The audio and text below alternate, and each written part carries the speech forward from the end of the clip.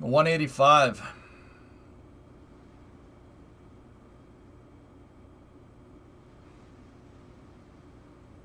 And about 100 of them are sitting on my border. 185 of their main infantry template. Oh, wow. Oh, wow. Okay.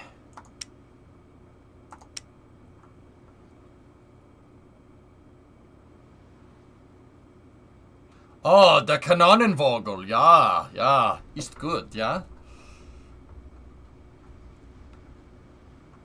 1.5. What about me? 567.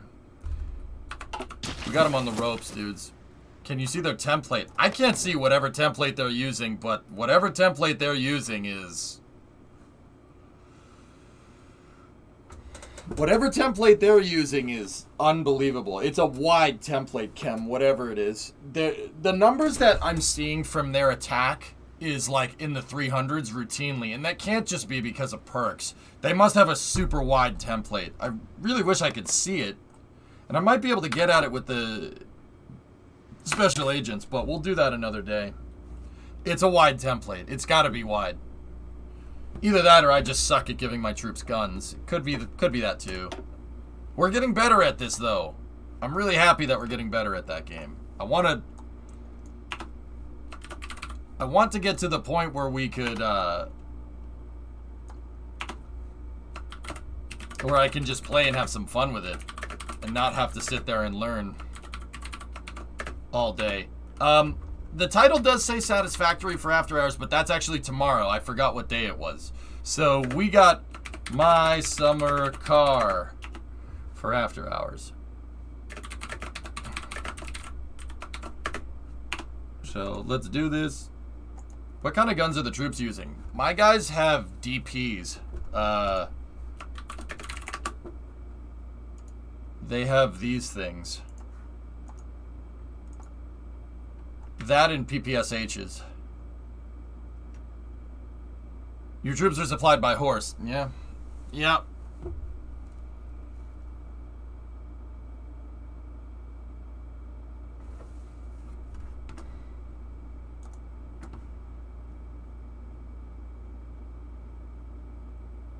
Ugh. Yeah, that's an alright gun. It's pretty good. That pie plate that's on the top is actually the magazine. It's a circular feed, so it's a spring over here, and it goes.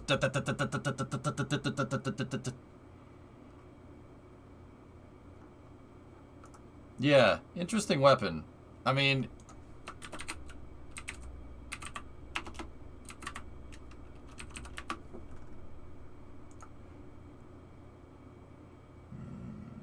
I like the Simonov. The Simonov's a good weapon.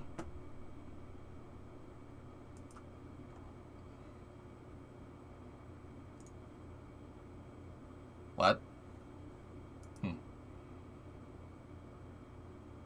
Been cooking. Did you turn anybody to glass yet? No. No, not yet. Yeah, see? It's a Simonov, but that's not a Russian gun. That's the Chinese one. It has the flippy boy. The flippy boy is the Chinese one. I don't want that. I don't want that. Nobody wants that. Gross. The flippy boy. It has the underslung bayonet. That's Chinese, man. Anyway, I'll be back. Give me about 5 minutes. I'm gonna refresh my coffee and then we'll go from there. Be back in a moment.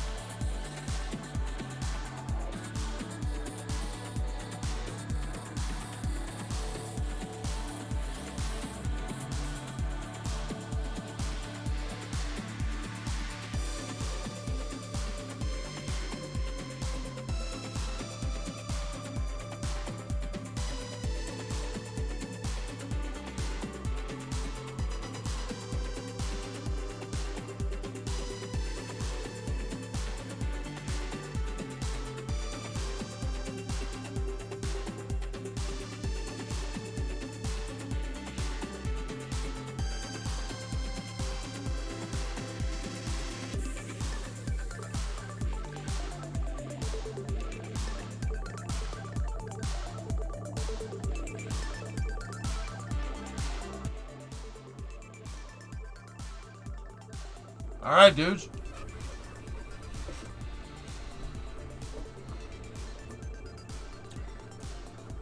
I just gotta finish this cookie and then we good. Then we should be good. Oh, jeez.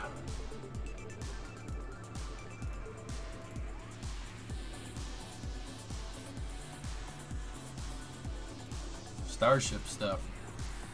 I got fresh pots and I got a nice snickerdoodle cookie to go with it. But I can't tell you any more about it or someone's gonna get pissed off because I'm chewing.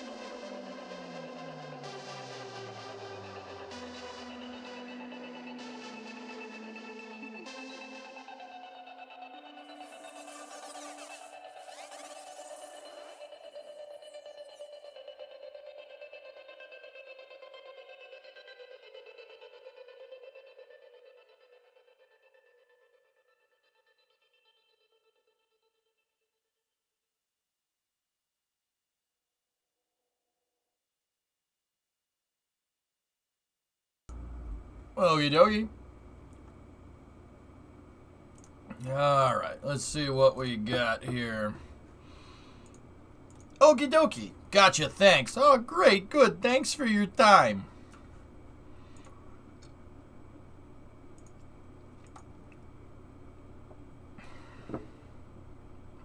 Okay. I gotta transfer the links over. Sorry, Space News was a little bit late. I wanted to get that done with Hearts of Iron. We're in good footing for that save. I'm actually pretty happy with where we're at. There's the Starship vid for the day. Let me put that there. We have the Vostochny recap.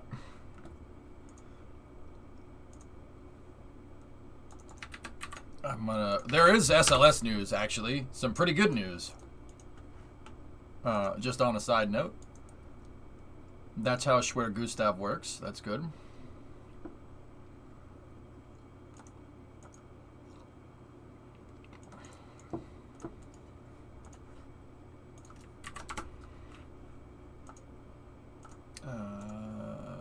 And then we have some more B-roll SLS footage. Actually, a good amount of space news for the day. Not bad, not bad. Still a long way to go. Okay, we will start out with a little bit of comedic relief. We start out, it's not necessarily space news, but it is a little bit of comedic relief. I thought you guys would appreciate it. Chevy has rolled out with their new 2024 electric Silverado.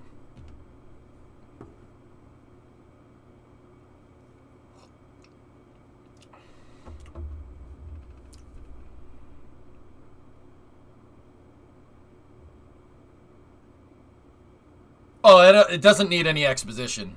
Yeah.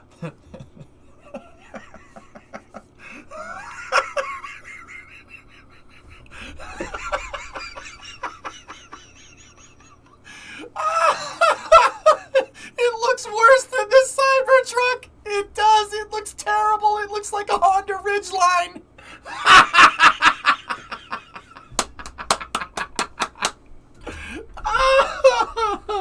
Oh, that's horrible. Bro, all you had to do do is just take the Silverado and make it electric like Ford did. What are you doing? What are you doing? Oh, it does the same thing as the Ridgeline. Oh. Oh my God. Oh my God. I mean, that's kind of cool. It converts into a long bed. I actually do like that. But also,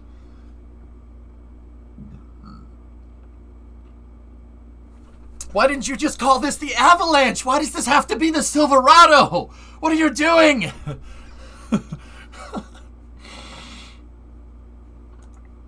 Yeah, that's right. Yeah, okay. I like that. I actually... Oh. Okay. All right. The outside looks horrible, though. Still looks better than the Mach-E. No, it doesn't. I do like the convertible long bed. That's actually really cool. I do appreciate that. But, man, it looks terrible. Why don't you just call this the Electric Avalanche or something? Why does it have to be the Silverado? It looks like a square body that ate too much. Do the Mac. Front is too busy. How many bumpers do you want, fam? Yes. No, Chevy, no. That is so not right.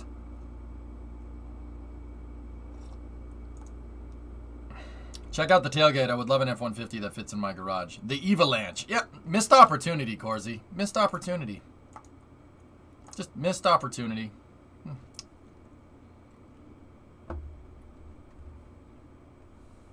I 75% of its design awfulness would be fixed by having a more normal-looking front like the F-150. Well, what does the Silverado look like right now? Silverado.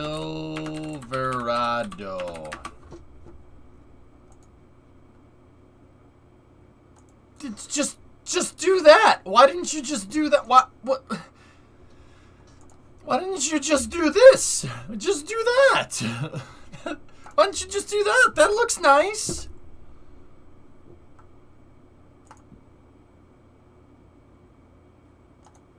It looks like someone going...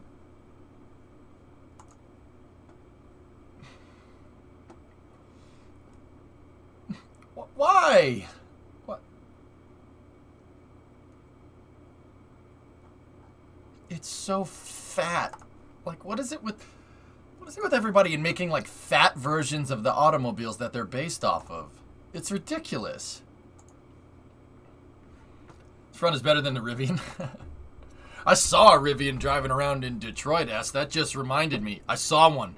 We saw one. We were eating breakfast. We come out for breakfast on a road in Detroit called Telegraph, which is near Dearborn. Saw a Rivian driving around in the wild. I've never seen one before. It was very strange. It was the SUV version, not the pickup truck. So like 3 rows. Strangest thing. It was bright orange. Yeah. Yeah, I saw one. Saw one in the wild in Detroit. Kind of crazy. I was just like, that's a Rivian. All right. I don't know. Username. I'll be honest. I like the tailgate. I do like the tailgate from that Chevy. That's pretty cool. Can we please just have a normal looking EV from a legacy automaker? They don't need to look like they fell in acid. Right? It's very strange. Ford, dude. Actually, Ian, you want to see something cool? Here. You want to see something cool on the, speaking of electric car production? Check this out.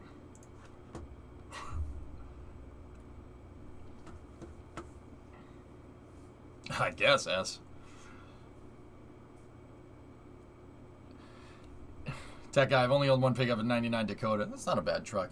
Due to huge demand of the Lightning, we doubled our production plan from 40 to 80,000 trucks per year. The demand keeps growing, so we're doubling again, and now plan to produce 150,000 annually. 150,000 annually is absurd. That is a lot of trucks.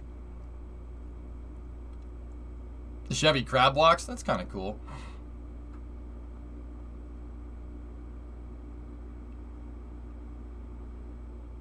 Yeah, Buck, that's... Jim gets it. Why does that have that on there?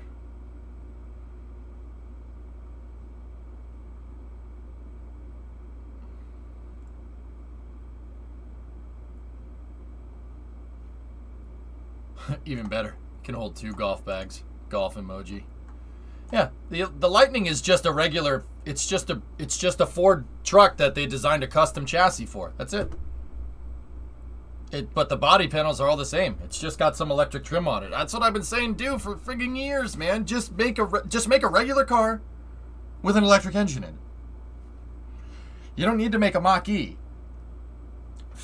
You don't need to make that Silverado EV. You don't need to make an electric Humvee. Seriously, just take the Fusion and put an electric motor in it. Even though I hate admitting it, but the Mach-E hauls butt, dude. That thing goes so fast. I drove around. I didn't get to drive around in one. I was driven around in one in Detroit when we were there during Christmas.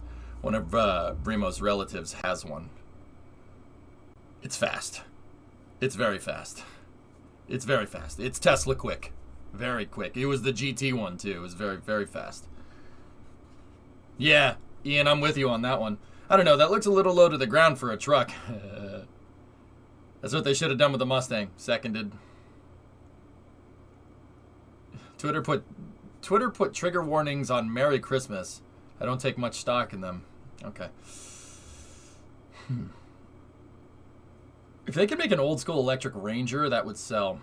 Dude, that's 79, man. That's 79 F100. That's 79 F100 with the electric motor in it. I'm telling you. Let me see if I can find a picture of it. It's around somewhere.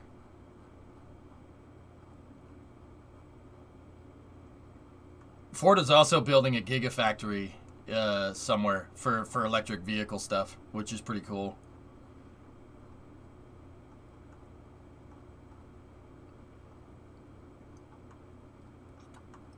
Man, Jim tweets a lot. I'm looking for the 79, but I can't find it.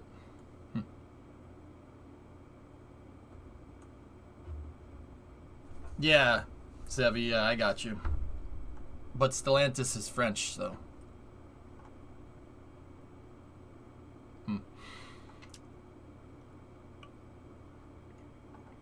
If I ever get rich, I want to get a Cybertruck and put a Cummins in it just to piss people off.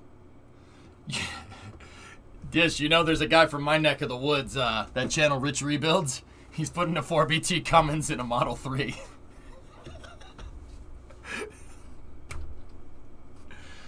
Seriously though, did you see the LS swapped one? It was pretty cool. Anyway, false. Stellantis is based in the Netherlands. Oh boy, that changes my opinion a lot, right?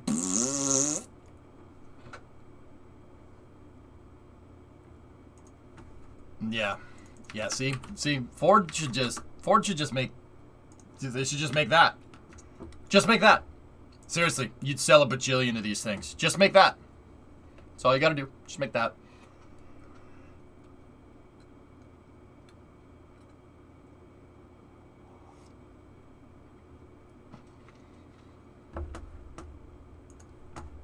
More details on the Chevy EV here. The wheels are awful. Let me see. Ugh.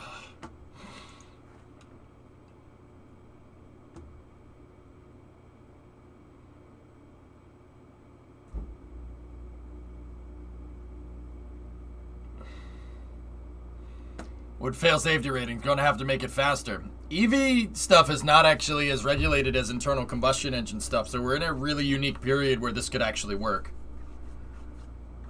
And believe me, safety regulation, you get into a head-on collision with this thing, it's going through whatever you hit. Look at the size of that bumper. Look at the size of that bumper. It's going right through it. It's going right through it. Like, keep going. I mean, these old trucks are tanks, man.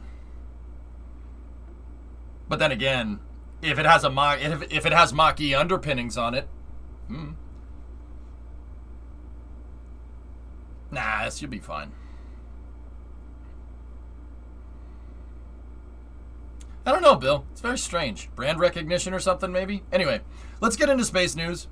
Let's see what we got. 2021, good.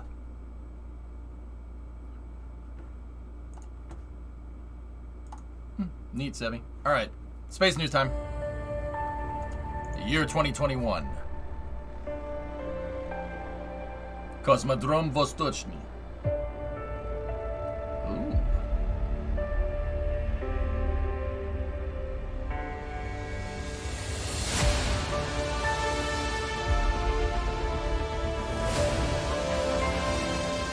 '2021 is still last week, right?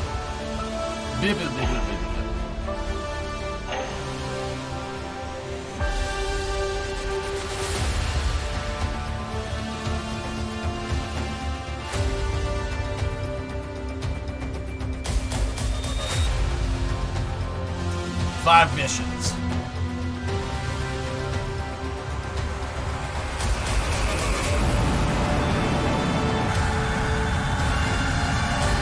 Is nice.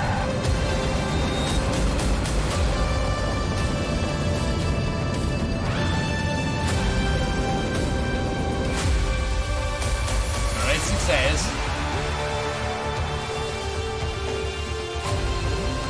This is the Angara pad.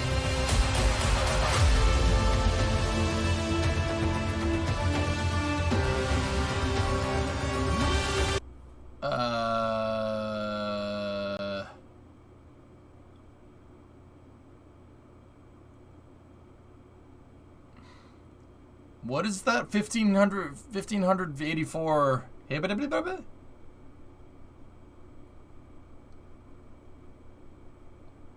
It's not bar, no. yes, that's what it means.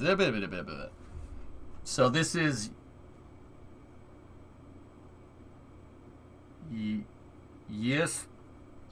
Yestanov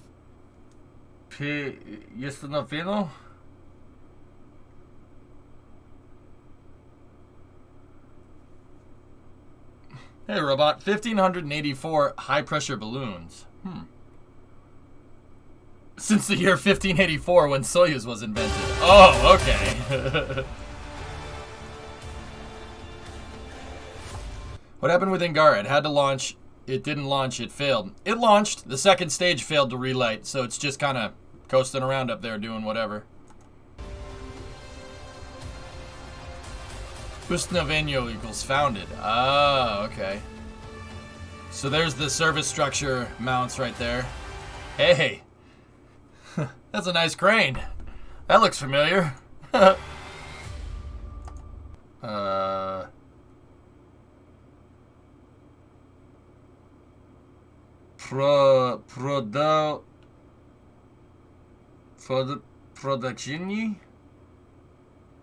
Production?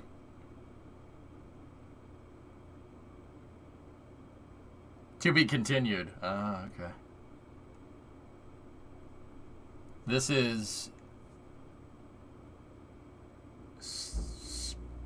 Spidiet.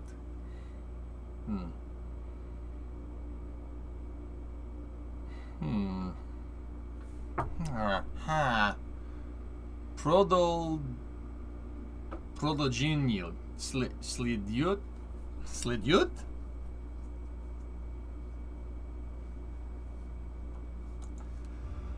How do you make that sound come out of your mouth? Okay. So that was cool. That was a recap from Vostochny, which is pretty sweet. Other than that, Russian news is pretty slow right now. It's because it's Christmas Eve for them. Merry Christmas, guys. I hope your Christmas is good. Na zdrowie. It's Christmas Eve. I know.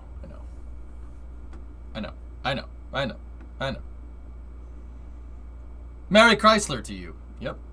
Cool. All right. Anyway, so the next thing we got is some SLS news here. Take a look.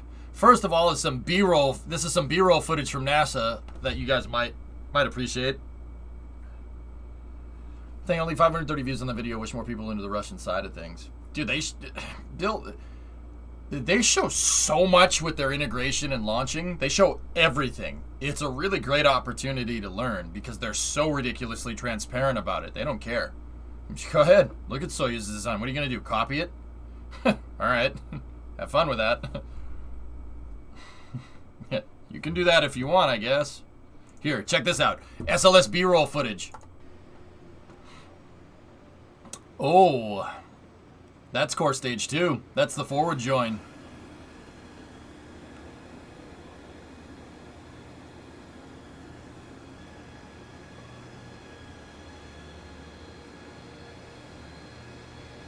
That's the forward skirt. That looks pretty finished to me, guys. Turn this handle. Oh, wait, no, these are Americans. Turn the handle, guy. Come on, turn it faster.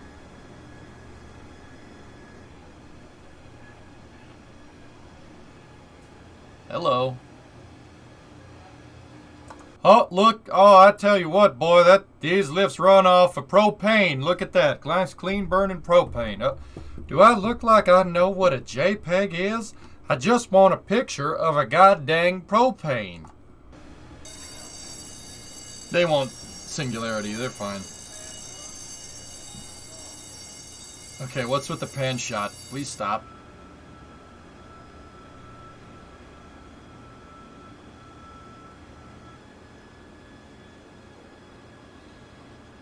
Can I have your opinion on this? We just looked at it a second ago, Forge. LOL. So there's your inner tank mount. That's your forward SRB mount. This is the liquid oxygen tank. That's the forward skirt. There's the LOX vent line. There's the hydrogen vent line right there. And they just gotta bring it out here and then attach that sucker to the hydrogen tank, and we got another SLS core. This is the Artemis II SLS core, guys. The second one. This one's gonna launch people. So the hydrogen tank will go right here. The forward join is like in the last like 80% of production, where they start this is where they start putting everything together.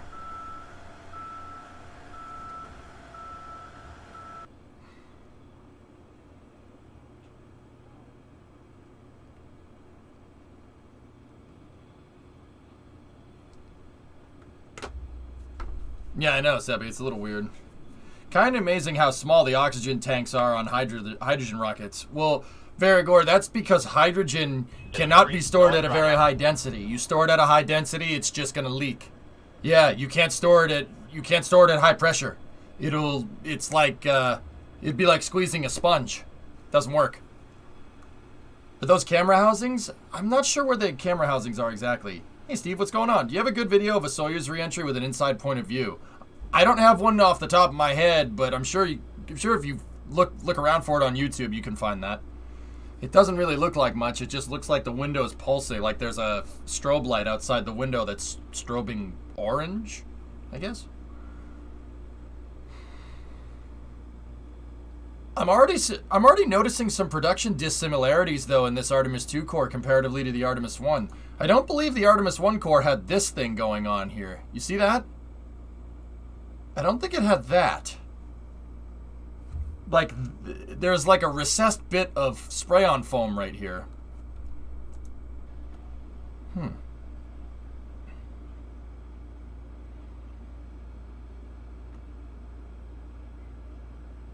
That might be an optics camera. It's possible. That's the SRB mount right there, Lagnus. I'm talking about the recessed foam around it. That's the forward SRB mount for the left side SRB. So the hydrogen tank would be right here. And then the 4 engines would be over there. And then the conic interstage adapter, the launch vehicle service adapter, should be right here. Or launch vehicle stage adapter. And then the upper stage would be right here, and Orion would be out in front of that. This is like the middle of the rocket. That's a camera, I'm pretty sure. It could be an umbilical. I'm not 100%. I know that that's an umbilical. Right here is your that is your hydrogen vent. This is the hydrogen vent line right there. I know that because the oxygen vent line is up there. Vent lines are always at the top of the tanks. Fill and drain is always at the bottom. So, I know what you're saying. Well, where's the fill and drain for the oxygen? It's actually down the side of the rocket. It fuels through the downcomers. The downcomers aren't installed yet. They'd be right here. The liquid oxygen line that goes down to the engines, right? They fill through that. You always fill from the bottom. You don't fill from the top. You don't pour fuel into the rocket. That's not... that doesn't end well. The foam is cut away where the SRB should be. I saw that, Da Vinci, but I don't think the Artemis 1 core has that. I don't remember seeing that, but I could be wrong. You blew my mind yesterday with that balloon car demonstration from Smarter Every Day. Helium is buoyant. Just like bubbles are buoyant in water, helium is buoyant in gas. Yeah, pretty crazy, Blackness, huh? Mm-hmm. Hopefully I helped Flatground figure this stuff out. It's complicated. Boots.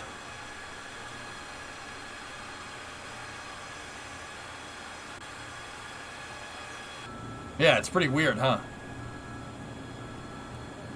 What's your favorite rocket? I like the space shuttle. Bamako. I like the space shuttle. Space shuttle's my favorite. When Starship flies, that'll eclipse the space shuttle. But not by much. So, looks like they turned that core stage, or they turned the forward joined part of the core stage around. Oh no, they put it into a different building. Sweet. So this is the Artemis 2 core. It's about a third of it. The other third of it, or the other 2/3 get attached to the bottom here. How thick is the insulation? Couple inches? Yeah, that clearance though, right? You're never gonna find a turbine car, Gujar. There's 10 left in existence. 8 of them are in a museum, and 2 of them are owned by private companies. Well, that's not entirely true. 6 of them are in a museum. 2 of them are retained by Chrysler.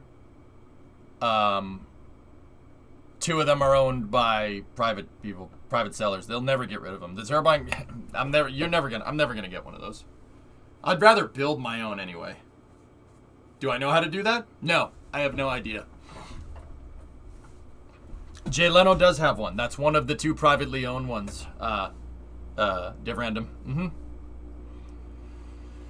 Lucky. This is some real Kerbal content, yeah, right? I could make something like that, Bill. If we ever wanted to make a rocket that for whatever reason needed to be assembled in pieces like that, I could do that. See last, is the Artemis 2 core using the repaired test article that was out of spec? No, that's 3. Mm-hmm. You know, I can tell that we're making too few SLS cores. The equipment looks too new. You get no argument from me. Okay, in other SLS news here, this is coming from KSC. Completed a communications end-to-end test and replaced the engine controller. The faulty engine controller that was on the Artemis 1 stack has been replaced. It is specifically the B-channel controller, which is part of the RS-25 avionics package on engine number 4. The B-channel was found to be unresponsive during their integrated test of all SLS and Orion critical communication systems. NASA figured the best course of action based off of a fault tree analysis was to replace it and then go from there. They're not entirely sure what went wrong with it, but they know that replacing it will make it work. So, with that being said, SLS is now back, quote-unquote, on schedule. Now rollout is looking for, because of the engine controller delay, it took 2 weeks, so it's going to delay it by another 2 weeks. So, rollout is looking... let's read. We're continuing to conduct integrated tests inside of the vehicle assembly building for Artemis 1. In mid-February, NASA SLS and NASA Orion will roll out for the wet dress rehearsal. Mid-February. Okay, so SLS is now currently, I would say, probably the middle of March. It does change.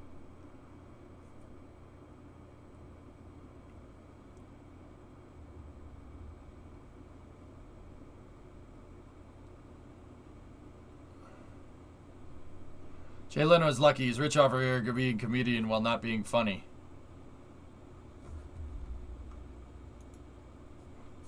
You don't talk about my fellow masshole that way. I think Jay Leno's hilarious.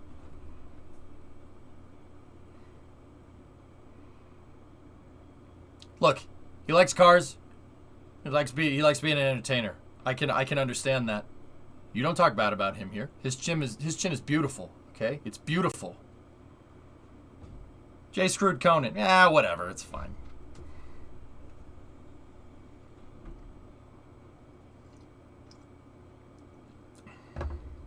Conan's a rich kid anyway. And he has a really awesome haircut, alright? He has nothing to be ashamed of.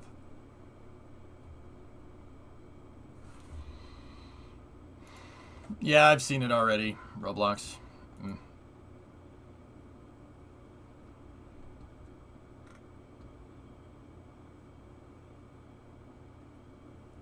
Jay Leno's amazing. Don't you dare talk bad about Jay Leno. Jay Leno does exactly what I would do if I had a couple bajillion dollars. Just buy cars. Just buy cars. I'd probably buy spaceships too, but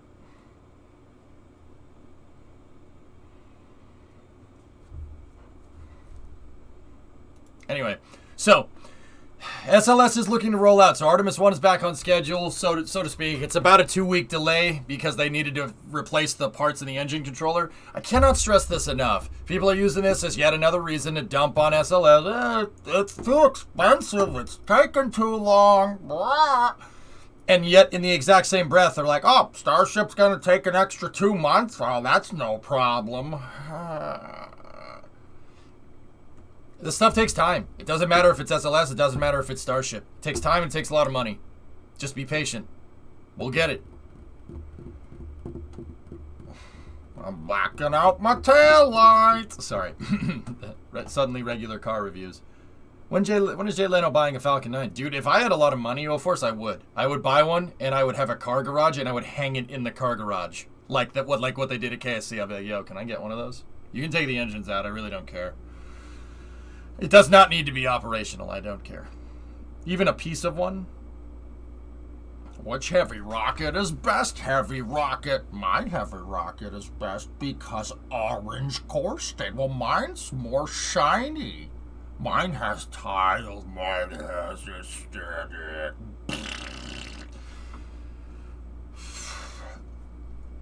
That's right, Swishio. The pad's not ready for Starship. We'll get more into that in a little bit, but yeah.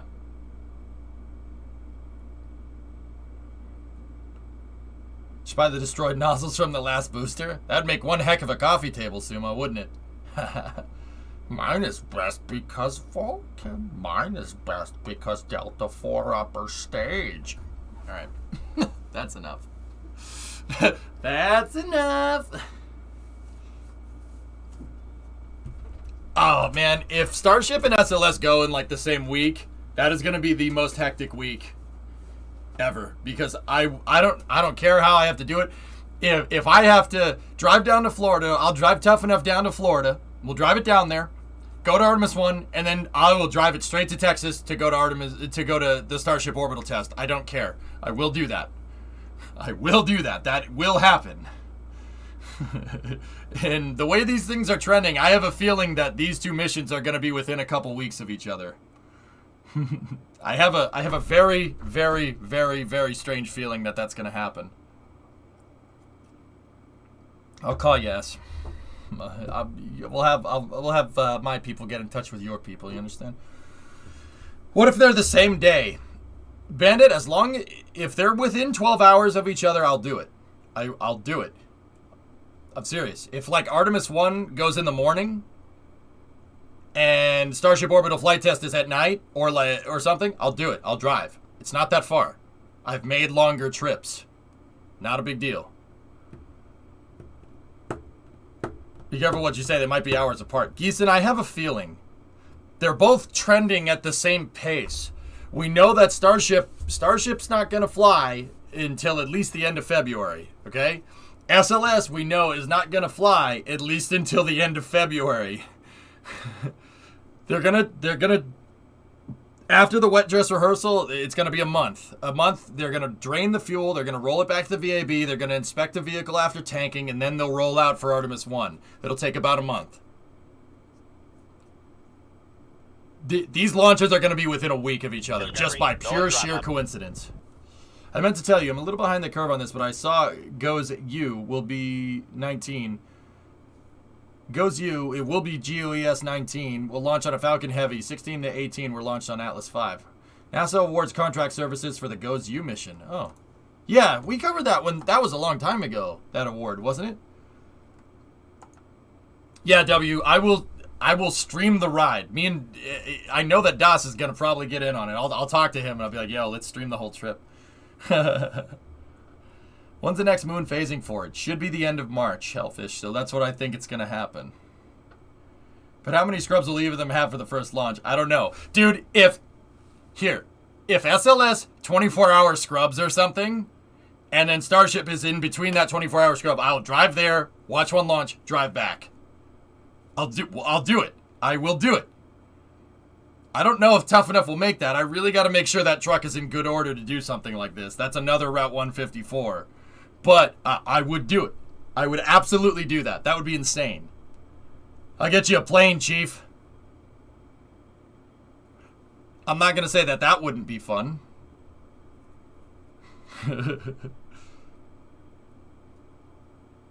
Just buy a new truck?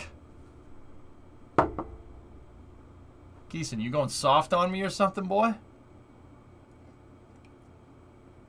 Just buy a new truck.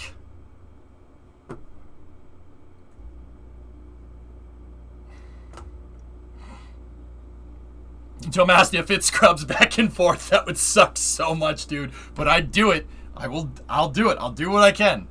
I don't know if I'll be able to do it, but I'll try. New as in new to you. Why new to me? Well, wait, what's wrong with Tough Enough? Tough Enough's fine.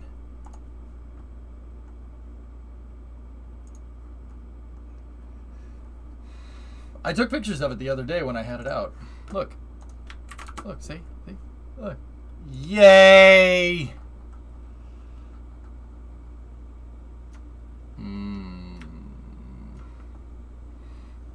That's nice. That's nice. Anyway.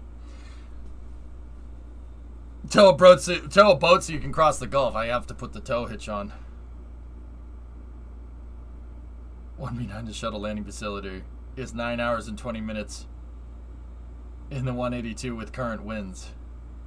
Oof, that's a long flight. That's a long flight, Act, and I'm pretty sure driving would be... No, driving is... That's a... Wait, how long is a drive like that? Hold on.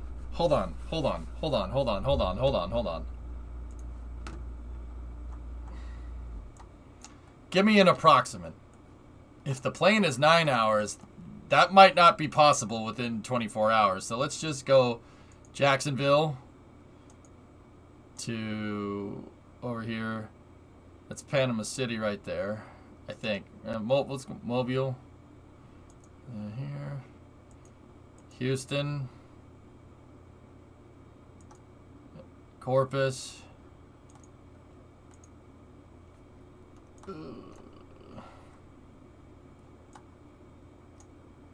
It might be quicker to go here.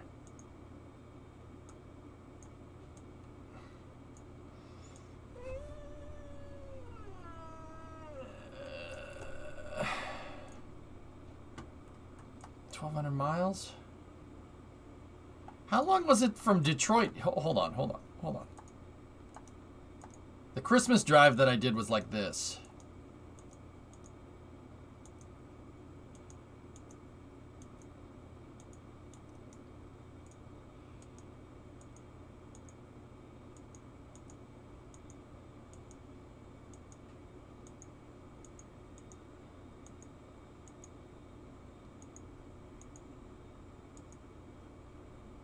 That took 12 hours. I do, Shady, yes. Google Maps says 20 hours, 24 minutes. Ooh.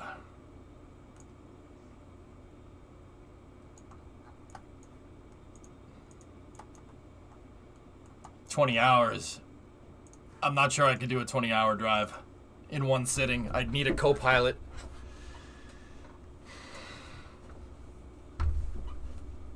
$1,387 miles.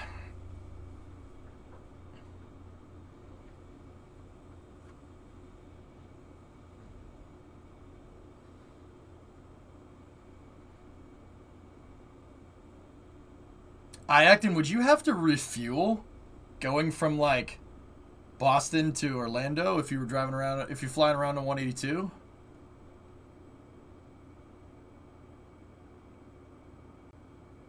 One stop on both legs. That might be a little more challenging. A 24-hour scrub wouldn't do it. We'd have to stay. There's no way you could make it in time. There's no way you can make it out there and back. Well, that's my goal. What I've been doing in the background, guys, I haven't really been streaming it just because I'm trying to get the work done quickly. I've been doing work on this. I've been fixing a bunch of things. From at face value, it doesn't look like much. Like I got the chrome bezels, the chrome grille, the chrome bumper. But I fixed the mirrors. I have a new rearview mirror for it. We put the tonneau on. I have a new tank for it. The fuel filler neck is all hooked up. We did the stuff with the clutch, which was a big pain in the butt, but it should be working just fine.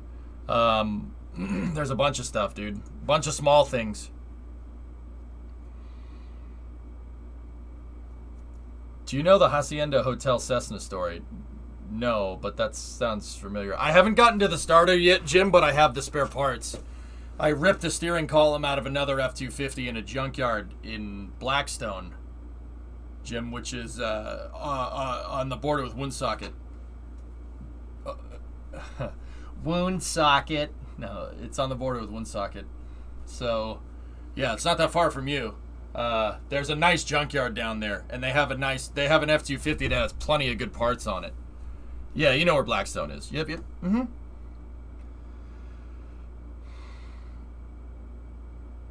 Right on the river. Yep. Yeah, I found another F-250 in there. It's a 95, and I've been pulling all kinds of parts off that thing. I haven't gone down there in a couple of weeks, though. But I pulled mirrors off of that thing. I pulled the steering column out. It has the 4x4 system on it, guys. I'm not sure if the transfer case matters, if you need a different transfer case, because that one's an automatic, but I would really like to go down there one day early in the morning. I'd need a buddy for this and just pull all the 4x4 paraphernalia out of that thing.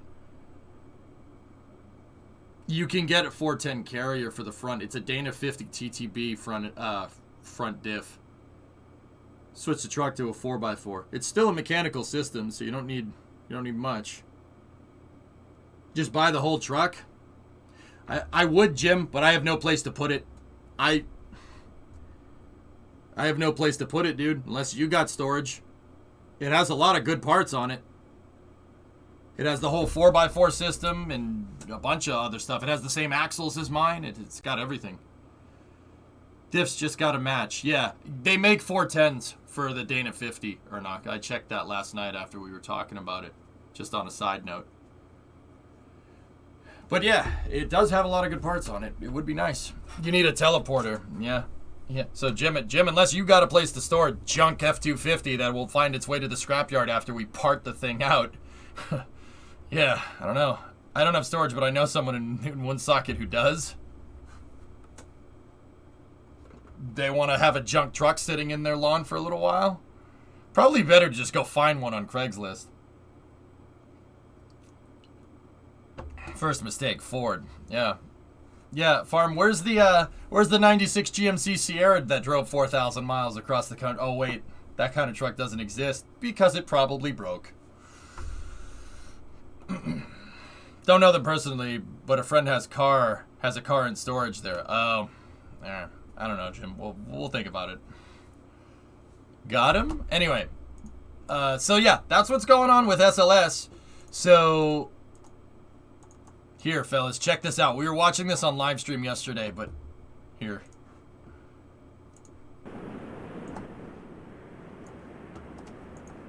Yeah, but that's because I got dropped off of a forklift, man. How many Fords are on the moon? Who cares? Ford made the consoles that got the stupid Chevy there. All those consoles in Mission Control, Ford. Yeah, that's right. You heard that correctly.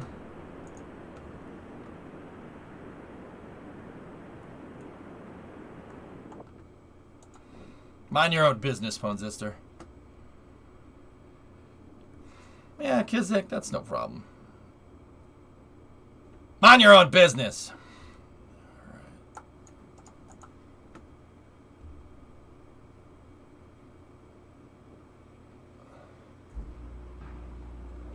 I know, Jim. It's a shame.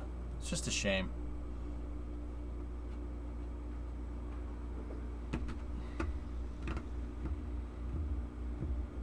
Yeah, that's right. Tri-motor. Where's Chevy's plane? Oh, wait. They don't have one.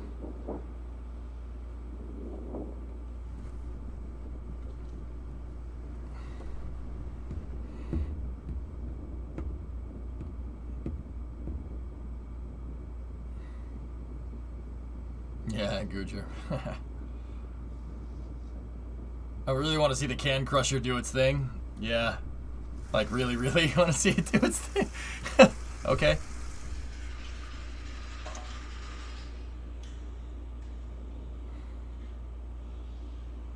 Savage, Buck. The Tri-motor was garbage, though. It was good for its time.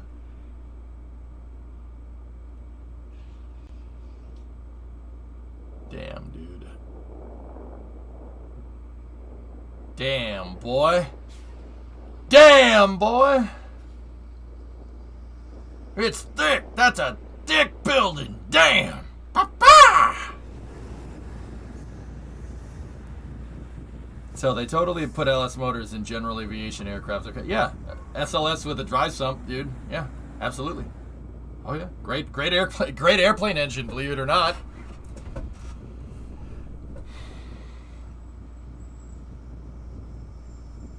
You need the dry sump though, with an airplane. Yeah, or else the engine will not engine when you try to take off.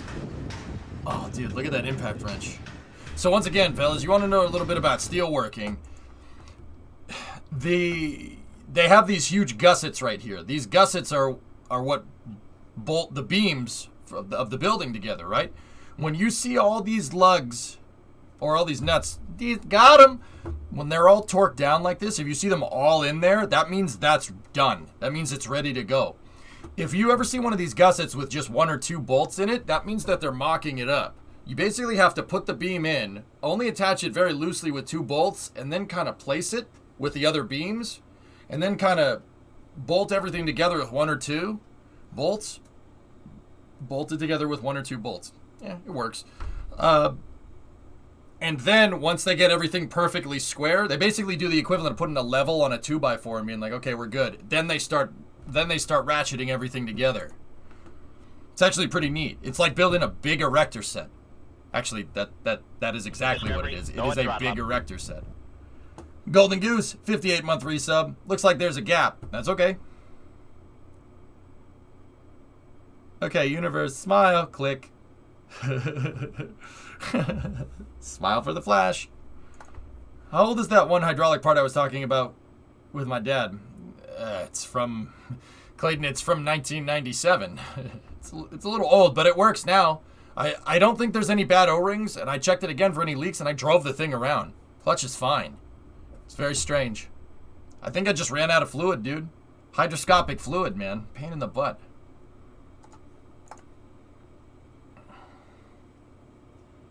As old as I am. Kizek, that truck that I showed, the red and white one with the silver cab, I bought that sight unseen from Hoonigan in Compton, California, and drove it to Massachusetts. 3,500 miles, dude. Thing made it. I did minimal maintenance on it. Thing maintenance. Freaking made it. I didn't do much.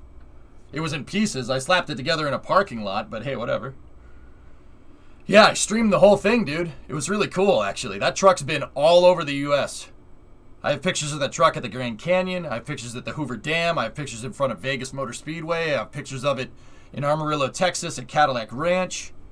It's been to IMS. I drove it to Ford's headquarters in Detroit on the way home. Yeah, it's been everywhere. Oh, the wheel fell off in Oklahoma.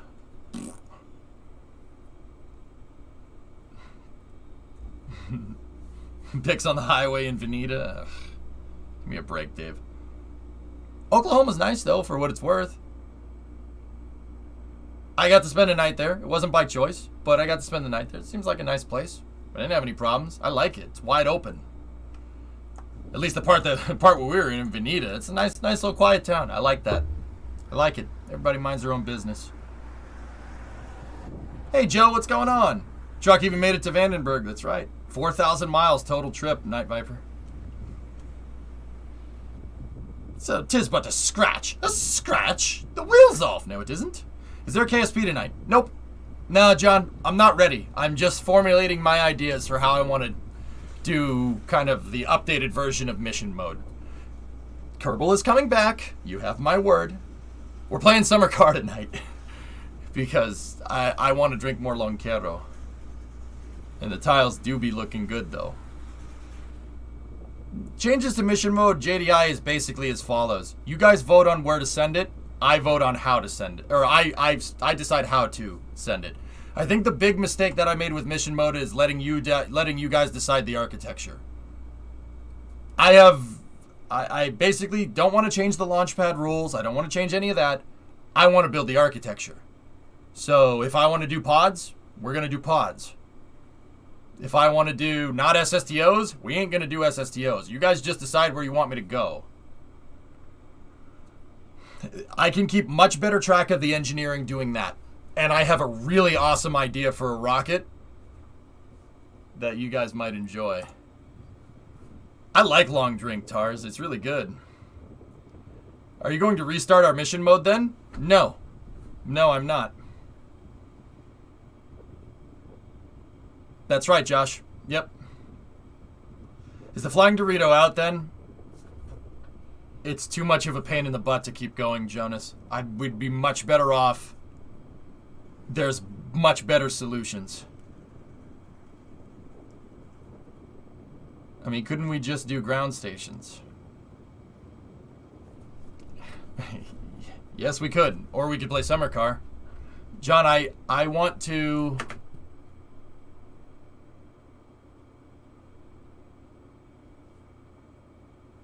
I'm taking a break from KSP, okay? I'm taking a break, and I will go back to it when I want to go back to it, dude. I don't want to give you guys half-assed Kerbal content. I don't want to do that. Straight up. Like, you want to be real for a second? I'm not going to give you half-assed Kerbal content. It's not fair. That's not fair to you guys. It's not fair to all the people that pay me to give them Kerbal content. I'm not giving you half-assed content. It's not going to happen.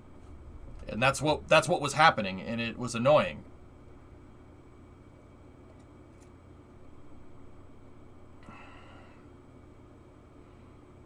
I could get the launch pad working, Juicebot. I could get it working. Or we could fly back into space. Listen, 5 geese in a lab coat. So, I'm not doing that. I'm not giving you half-assed content, man. I want to play Kerbal because I want to play Kerbal. And I don't want pressure to perform. It makes it not fun. Also, Summer Car is awesome. So, John, just bear with me, dude. Trust me. Kerbal is not going anywhere. You have my word. We're going to work with variety streaming for a little while, and then I'll bring Kerbal back into the fold. Trust me on this one.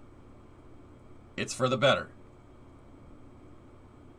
I promise that the content that I'm formulating in my head for new mission, for like kind of mission mode 2.1 is... It's going to be fun. You guys are going to have some fun. Trust me. It's going to be I'm going to further refine the formula of a good balance between engineering and mission architecture and actually doing the missions. We're going to find a good balance. Anyway, what is this? Sickening. Another chickpea senselessly smashed to death. Accident? No. Homicide.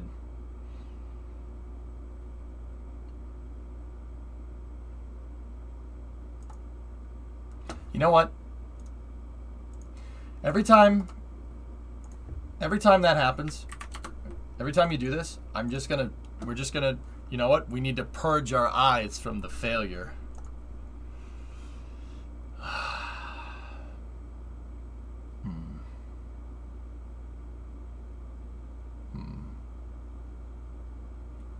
Guju used to live 10 miles from Veneta in Ketchum. Glad you got to visit the best part of Oklahoma. I like it. Oklahoma on the whole is really, really, really, really nice place. We stayed in OKC. Everybody was super friendly. Everybody asked a ton of questions about the freaking truck. Very, just nice, normal freaking people. You don't know how far that goes with me nowadays, man. You don't know how far that... Are you... You're just normal? Oh, great, you know?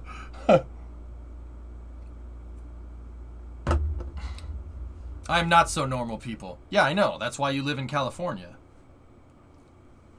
It's nice, normal freaking people, man. Hey, Loopy, what's up? Last for a little fun, satisfactory building tip. The game draws me in way too much and I lose entire days, but I've come up with a few tricks. Oh, hell yeah, man. All right. What do you got? Also, the beam connectors snap to the highway barriers if you didn't know. Ooh, I like those.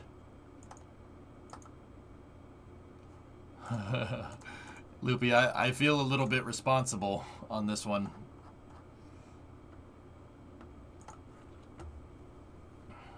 Have you seen the Mechazilla Super Zoom? No, we're getting to that though. Hey man, Happy New Year. Have you seen this yet? Hey, Just Space. Yeah. Hang on. Quick James Webb detour.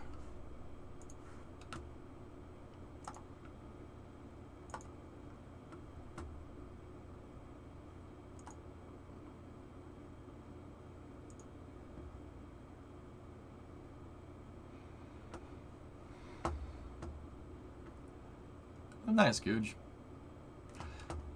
The NASA Web Twitter account blocked the sun, Earth, and the moon.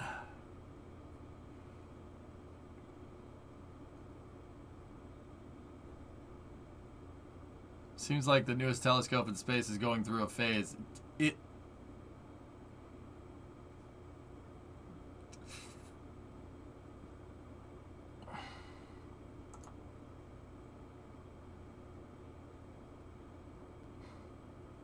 It is a U level. It is, Geeson. It is. Does that mean we need... Does that mean we need another truck pick? We need another truck picture? I got you. There you go. There you go. Look at that. Oh, yeah. Very nice. Oh, yeah. Look at it. Look at it. Look at it. You ever stared at it? Marveled at its beauty? It's genius. I said perfection. Truck you, Panta. Jeez. Blocking you is for the crater good.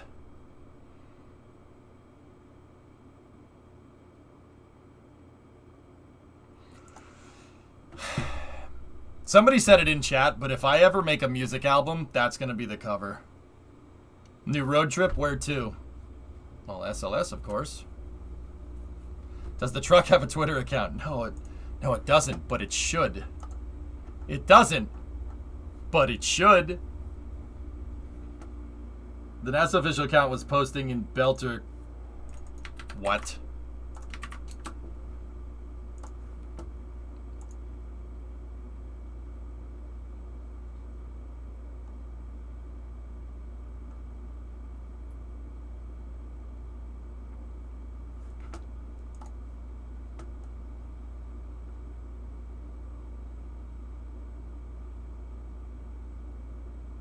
Yeah, that probably would be another one boring. NASA's Belter trash? Ugh. Ugh. Wallops is February 19th. Yeah, well, looks like I got some more work to do on that truck, John. NASA's Belter trash. I expected better.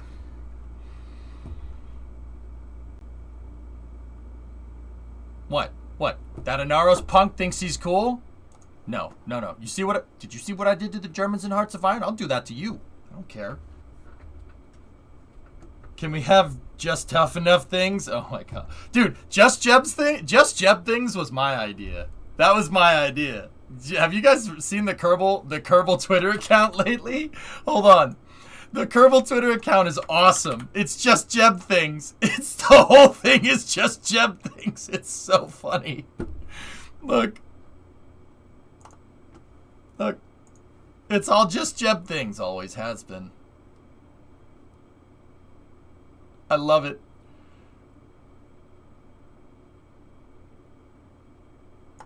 Make sure you got plenty of snacks. Oh, those, yeah, no. Cheetos, Lay's, not Doritos. It's all just Jeb things. I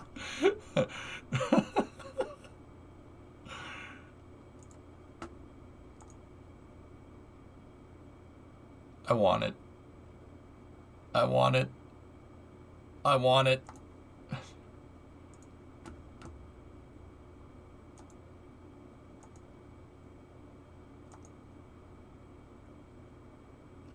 I want it. I have the original plushies. But it... Snacks! They sell them. That's what this whole Just Jebs things is for, guys. It's to advertise the plushie. Hey, truck, what up? All right.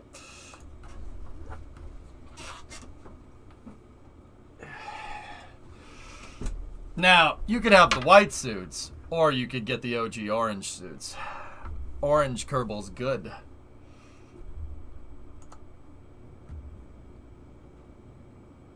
Orange Kerbal's good. Ah! Ah! Stop.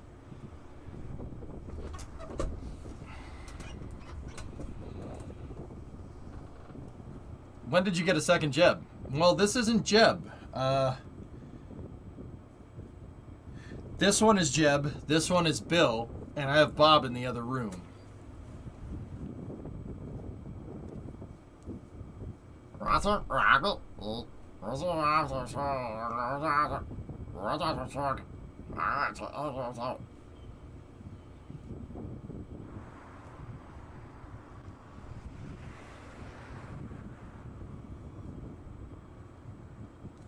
No Val? They didn't make an orange Val.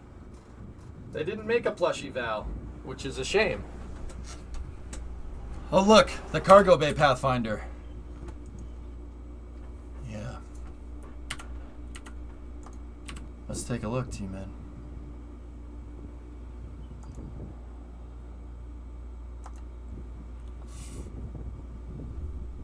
I didn't see you playing with your dolls again. Good!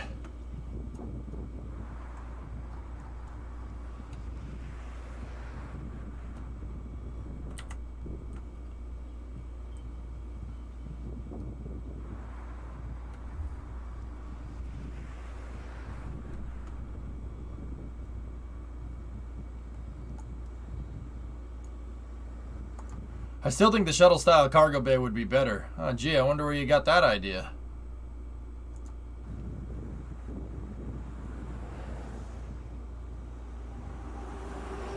Well, guys, that's actually an interesting... I mean, while we're on the subject, it's very interesting to think about it now because we know that Starship 24 is going to have 2 header tanks in the front, one for methane and one for liquid oxygen.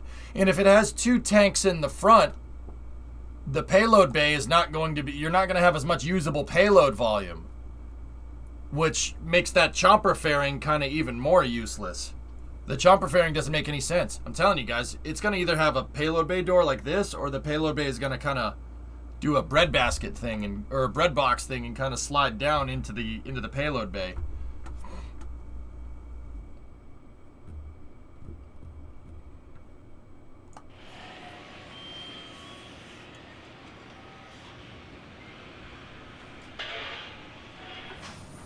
I want doors like this! Not like this! These are not the doors of a billionaire, Richard!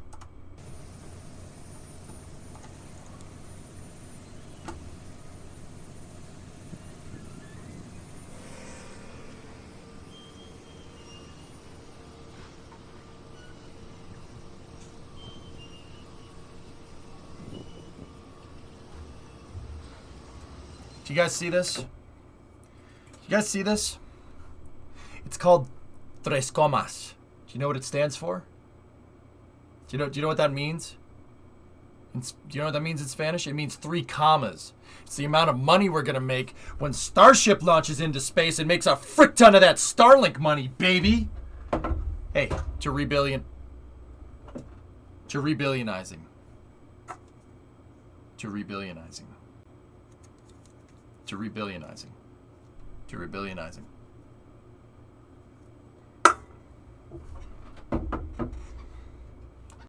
Anyway.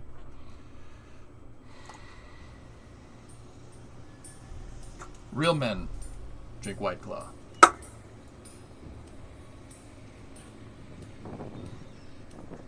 Some of that internet money. Discovery, go at throttle up. Wait, 78-month hype. Alright, what else we got here? So this is more work on the booster here.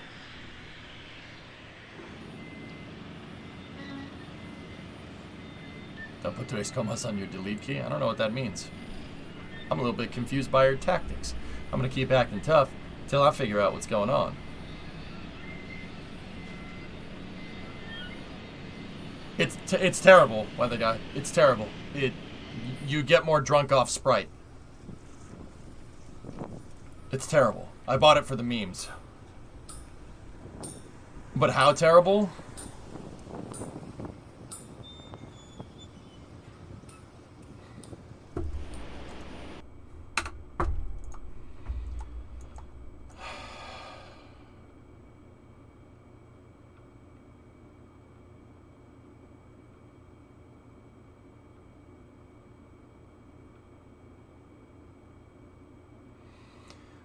Oh dear.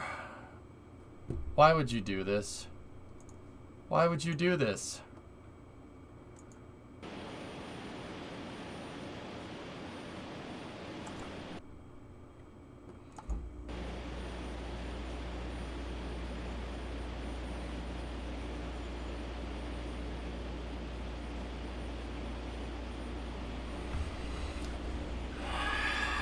They're loading commodities into the orbital farm, but I'm only seeing them load nitrogen. I'm only seeing them load nitrogen and oxygen.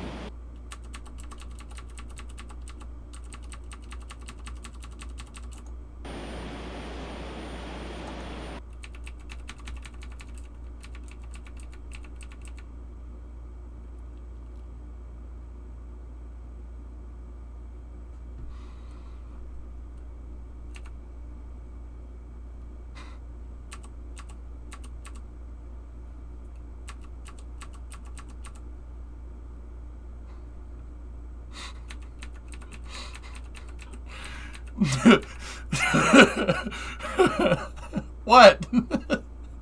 What? The old brick nose right there. It's a 91. Actually, it could be a 90 or an 89, but typical Ford driver. Bro, look at this thing. It's got the American flag, and that guy has a damn trucker hat. Look at that. He's even got the towing mirrors on that sucker. And it's a 4x4. All right? All right?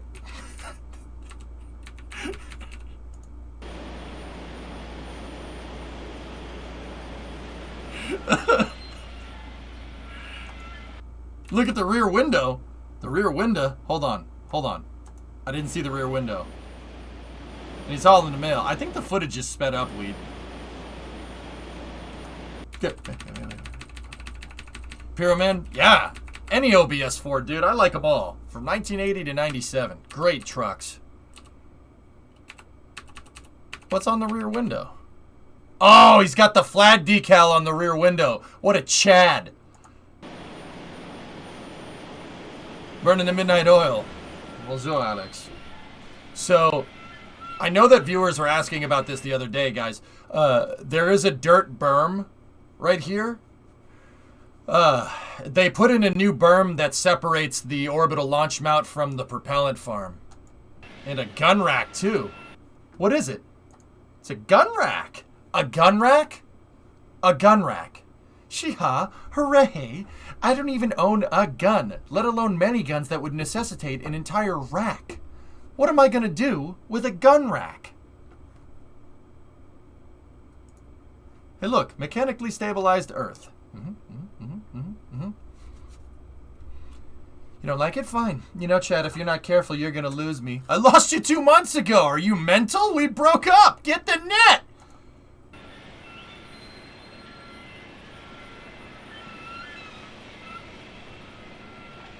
Build it in cities. What, the orbital launch pad?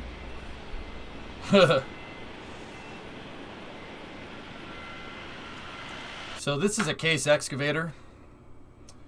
You can tell it's a case excavator because of the way it is. Yeah, that's pretty neat. I start my new job at a new space rocket company next week. Thanks for hours and hours of content. Well, now you know how to rock. How to rock. No, that's awesome, man. Hell yeah. And the berm thingy mabobber. Yep. You can tell that's a bobcat because of the way it is. You know, that's pretty neat. Look at this thing. Look at that monster. A gun rack on a truck in Texas. Yeah, that's normal. All right. It's not a bobcat. Oh yeah, everybody calls it a skid steer or whatever the hell it's called. It's a bobcat. Okay.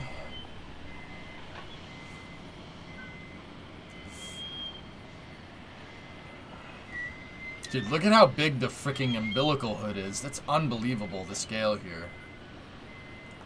I tried to watch that Rick and Mitty show last night. I couldn't make it past the 9-minute mark. Alright. It's not for everybody, I guess. To be fair, you have to have a really high IQ to understand Rick and Morty.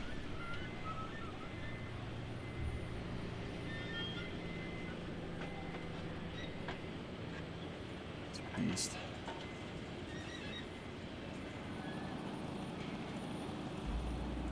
Is that whole subassembly going to pivot down and out when the thing launches? It's a housing for the umbilical that will pivot out inside of it. See the umbilical back there, Jim? This thing is going to shoot back, and there's a hood. See the hood up there? It's on a huge cantilever, and it'll pull it down.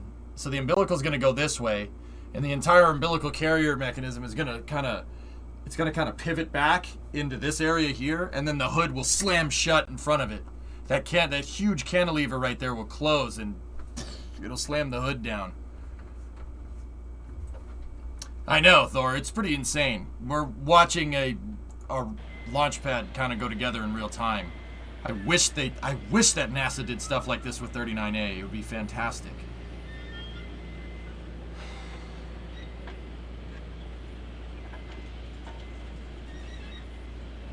It's not like the TSMs, T-Man. It kind of is, but it kind of isn't. I have another hood right here for something protecting whatever this is. And judging by these I-beams right here, see that and that and that, they're going to have another couple of these things here to protect these systems here. So that's a COPV loading system. It's pneumatic. This is a pneumatic system, and whatever this is hydraulic over here. This is probably the manual system. You could see that this system here has manual valves, and then it has electronic valves too. They're electronically actuated valves. That's what these things are right here.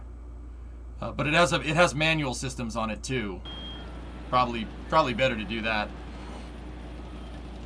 No, I haven't gotten to that part yet, PS5.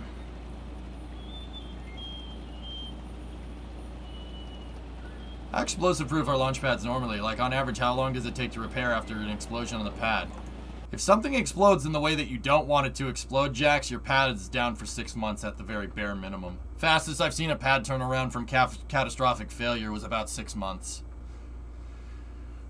It's not that you could just replace the damaged parts. You got to replace the whole thing because you don't know what else it did. So you basically have to scrap it and start again, which is what SpaceX had to do with Pad 40. Hey, Tabin, 32 months. With 6 months with CRS-7. Almost 6. Wait, but yeah, CRS-7 didn't fail on the pad.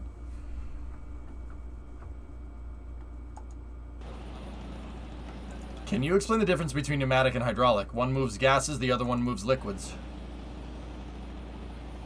CRS-7 was the one that popped with Shimmy and I watching. You remember that? When Shimmy and I went, no! A little embarrassing. On Mother's Day and on Elon's birthday. You remember that? That was terrible, dude. Ares 1X did damage the pad, but it really depends on the rocket. You guys got to remember, if you're making a rocket that's only going to fly pretty infrequently, it damaging the pad is not that big of a deal because you could just fix the pad every time.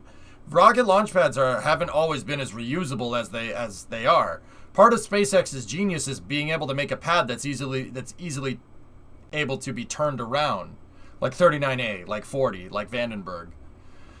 Those are those pads are really easy to recycle, is what they're called, and get them ready for another launch campaign. Well, they're not easy by any means, but they're easier than other pads. I'd imagine a rebuild of the OOP would be much faster than the initial build since they had to learn how to actually build it this time. Yeah, Ian, I'd agree. See, Ian, okay, if it was me, and dude, feel free to throw wrenches in this idea.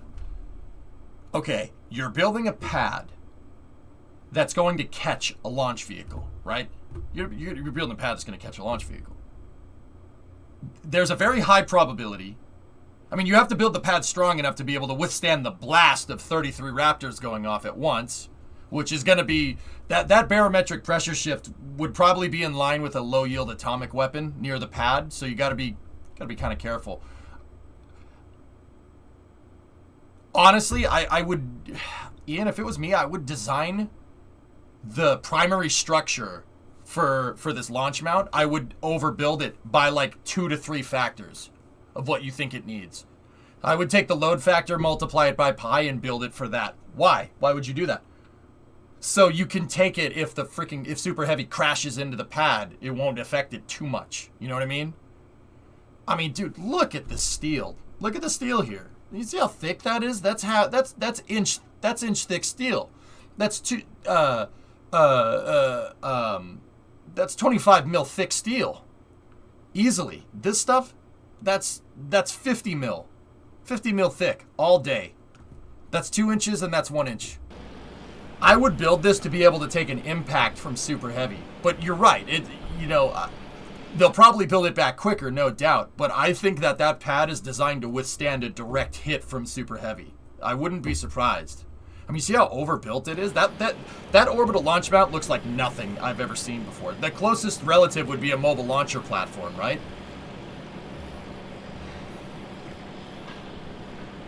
I would have to say that the primary structural systems here and all the super important stuff is way overbuilt. And these hoods are a really good example. Oh yeah, the milk stool. Yeah.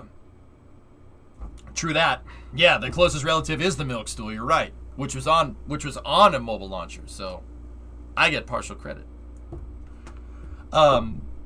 So, fellas, I think all this stuff is way overbuilt. Think about it. You're trying to catch a rocket booster. I would overbuild. I would overbuild. That's not even, like, you don't even need to do any analysis there. I would just overbuild. Who cares if you over-engineer the pad? Oh, great, you made a pad that lasts longer.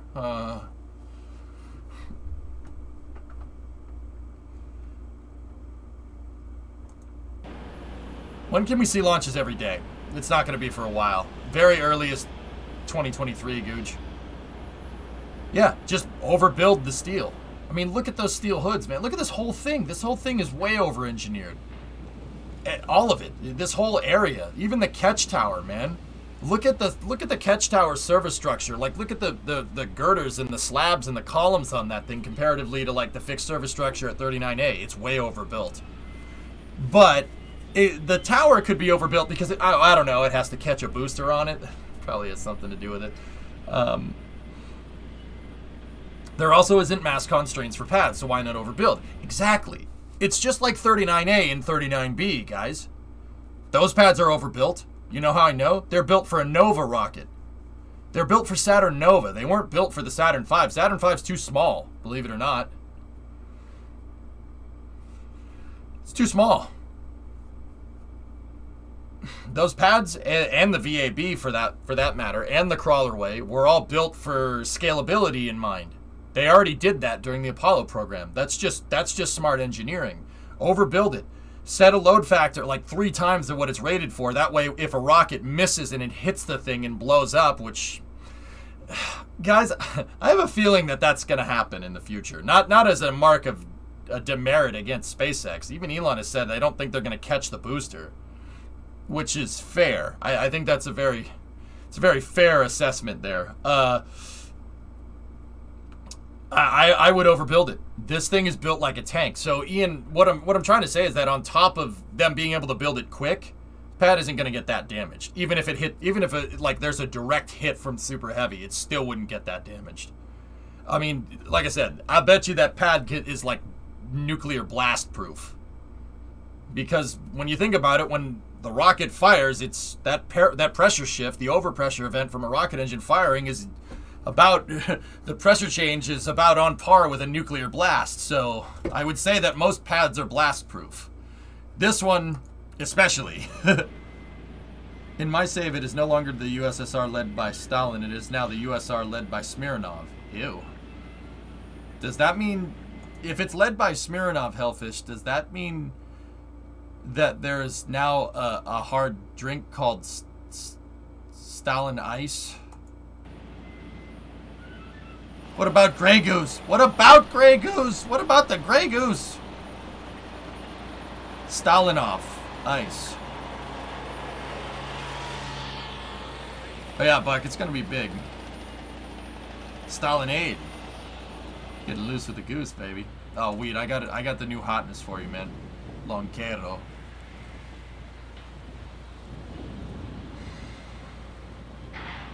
I've had Stalinade before, Jack. It was the reddest soda I've ever drank.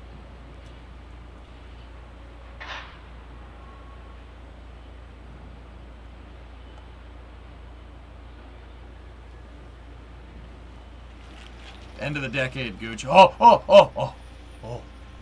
Corbin? Corbin, it moved. Corbin, my man.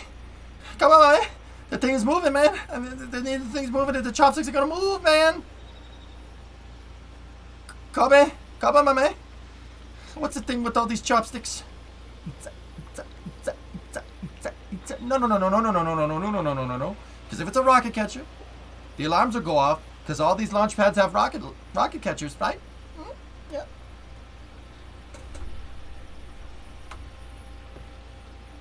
Mechazilla, his arms wide.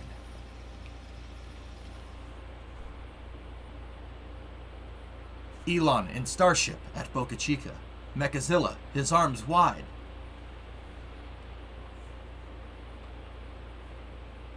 Launchpad, when the rocket flew. With arms wide open.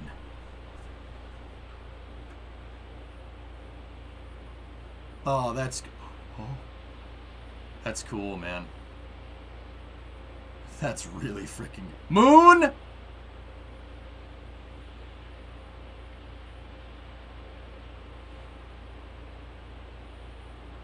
Mechazilla, his arms wide. Oh, that's so cool. What a nice picture, Nick. Or no, Mary took this one. Oh, man.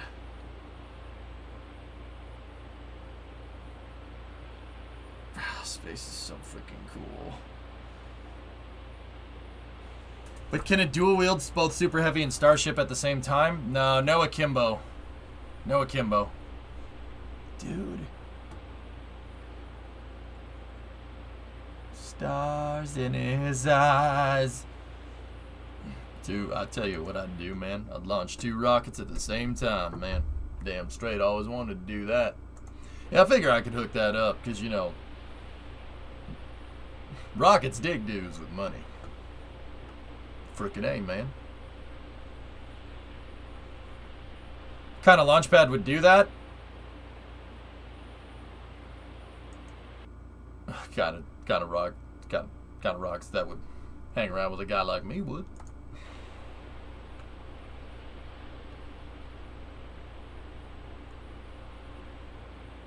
Hey, just do like don't look up. Bro, I couldn't take the rockets in that damn thing, man. I couldn't take it. The message is right, but I couldn't take it. The message is right, but I couldn't take it. I'm just like, what are you doing? Stop it. Stop this. You stop this now. But this is really amazing.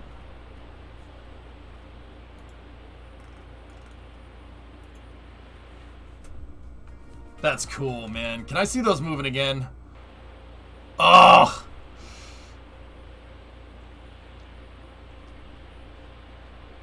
You're turning around. Just base. Just end it, dude. Just end it. Just end it. Just end it.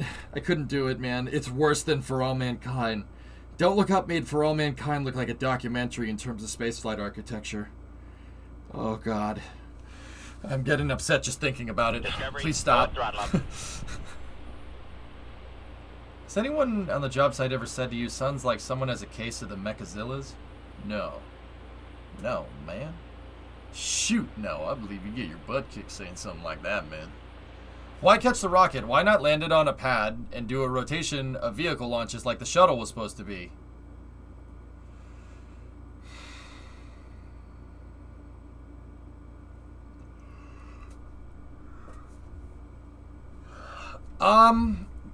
Taco, that's a good question. I'm pretty dang sure the answer is...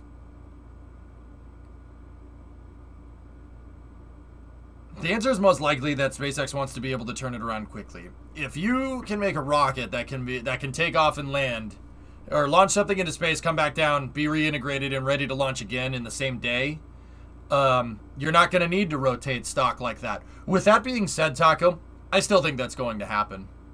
You got to remember, it's supposed to be... The shuttle is kind of like halfway between an airplane and a rocket. Starship's supposed to be... in terms of operation, and kind of halfway. Starship is literally supposed to be like a jet plane. Like, a jet plane. With that being said, dude, I'll bet you they'll rotate starships.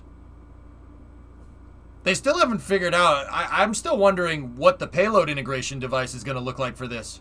They're going to need some type of structure, some type of rotating service structure, or something. How are you going to get payload into Starship? Great, you can turn it around. Great, the pad catches it. How are you going to load payload in there?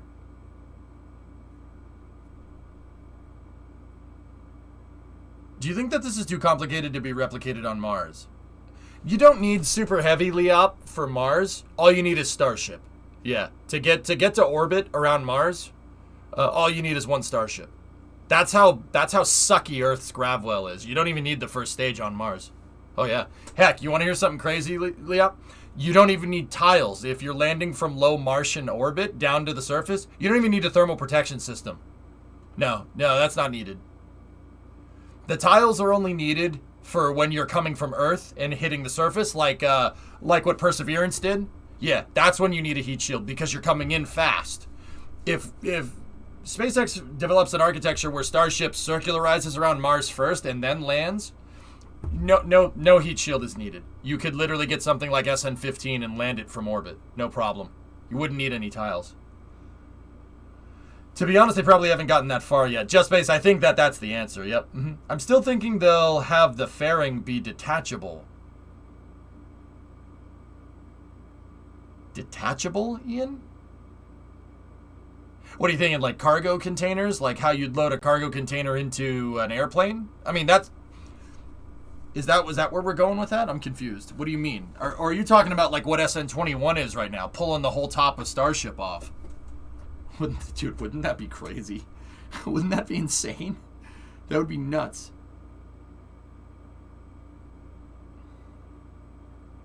Dude, I highly doubt that they're going to do that. That would be ridiculous. As in, you take it off of the ground, put in a new payload fairing, then restack it with payload on top of a tank section. Payload inside. Yeah, okay. Gotcha.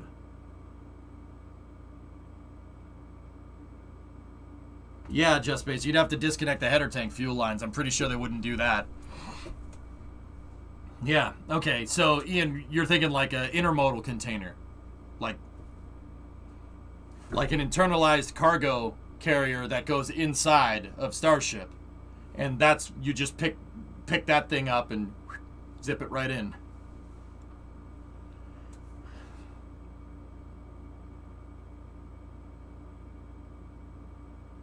Dude, what if they used Mechazilla to do that?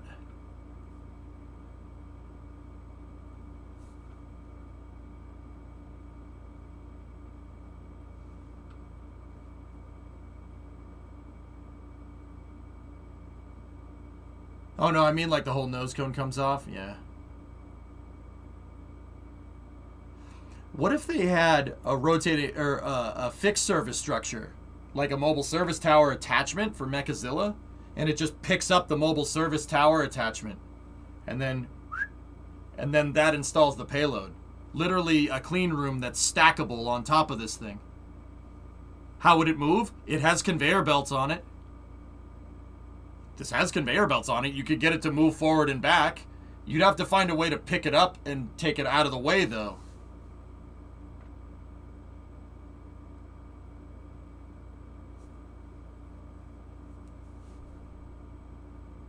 That would be really cool, actually. That would be really cool. What about a mobile building that just rolls up to the launch pad and swallows the whole thing so they can work on it? That might happen. EJ, special number day coming up. 22, 22, 22, 22, 22. Yeah. That's pretty cool, girl. It's not for a little while, though, but yeah.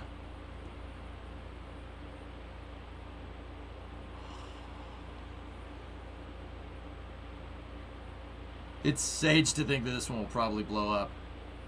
I have a feeling that Ship 20 is not going to make it through re-entry. If it makes it through re-entry, I'll be impressed.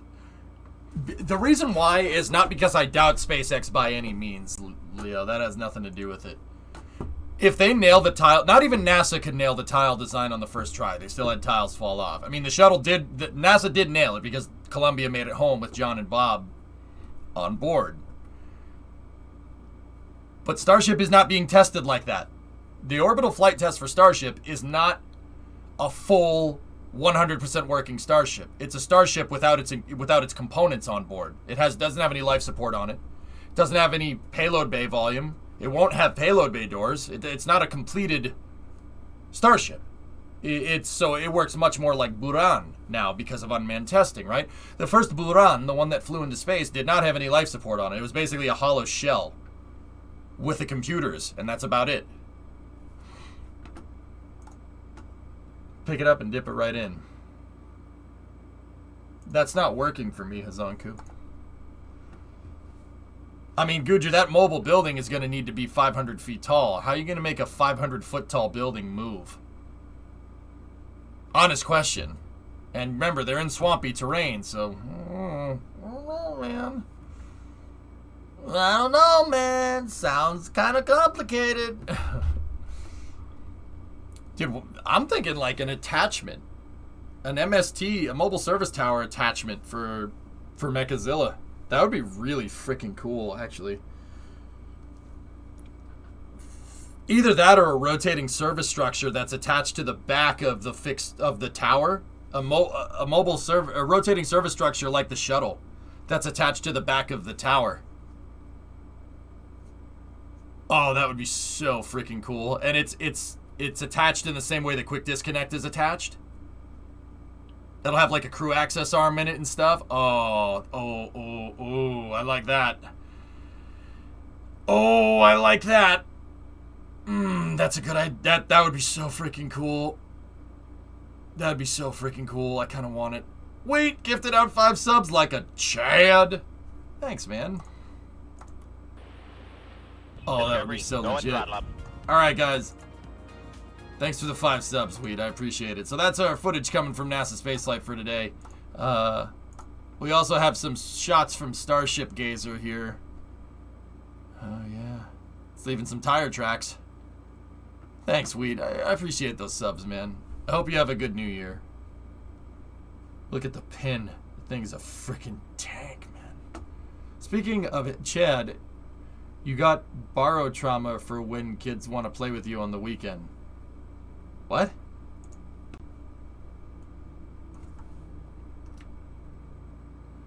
Oh, why the frick would you link that?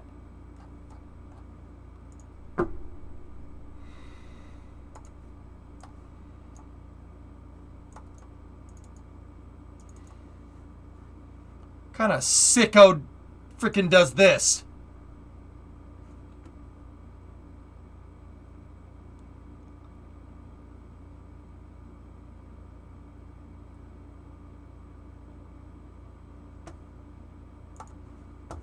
That's not right.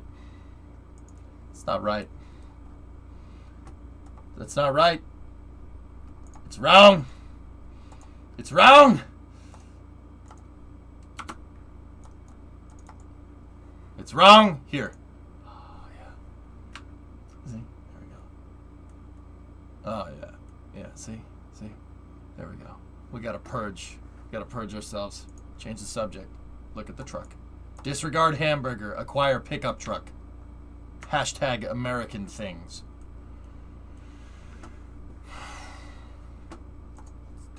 It's terrible. It's terrible. You cooked up a couple of New York... And Gieson just linked racks of ribs. That's good. You know what? I had more pictures from Starship Gazer, but now you don't get to see it. All right. Here's what you get to see. This is how we're gonna end space news. All right. This is how we're gonna end space news. Right there. Boom. Boom. Right there.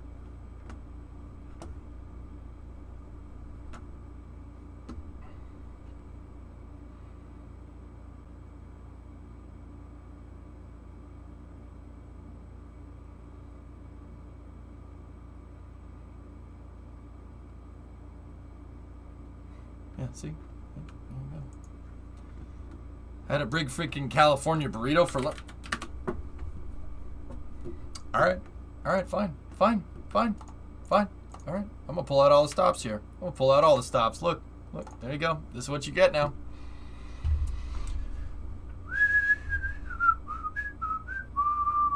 I'm having Taco Bell tomorrow. Why would you punish yourself like that?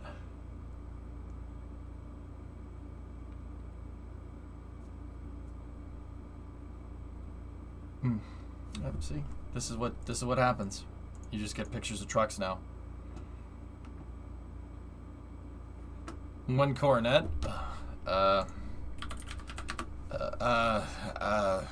Please hold.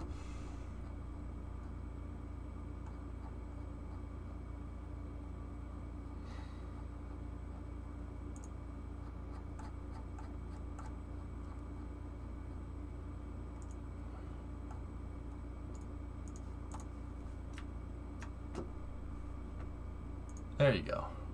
See? You just, yeah. Look at all these. Look at all these pieces of junk. These are all nice pieces of junk. Look at all these. Look at all these pieces of junk. This is nice. This is nice. This is nice. Nice. Joke's on you. I like looking at these. I'm trying to get my mind off of eating food because I'm trying to lose weight. I tried losing weight at the end of the last year, and I started losing weight, and then Christmas happened, and then I stopped losing weight, and I gained it all back. I still think the coronet needs a police light rack. Rollers. Yep. We had bratwurst for dinner here. Fine. You guys want to play this game? We'll play this game.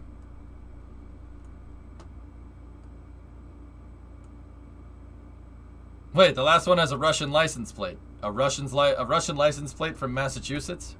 Sure.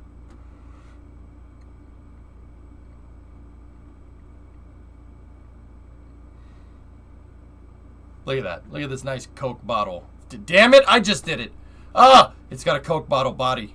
See? It looks like a Coke bottle. Now, have you thought of doing an Overlander type build with the F-250?